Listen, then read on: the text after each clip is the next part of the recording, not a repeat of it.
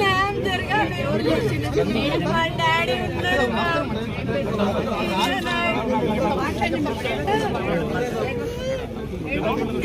అయింది. మా పరిస్థితి ఎట్లుందో మాకే తెలుసు. మా భూమిలో కోసం పోరాడితే మీకేమైతుంది? సేతి వాటకి నా రోమ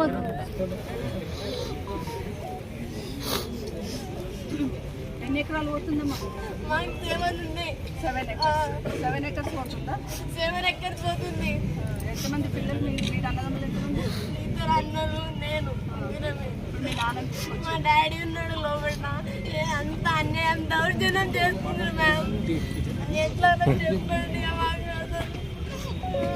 ఫ్యామిలీ ఏమైతుండ్రు అక్కడ తెలుసా? ఫ్యామిలీ గురించి ఆలోచించాలి. మా భూముల కోసం మేము పోరాటం మీకేమైతుంది? మీరు అట్లే చేస్తారా?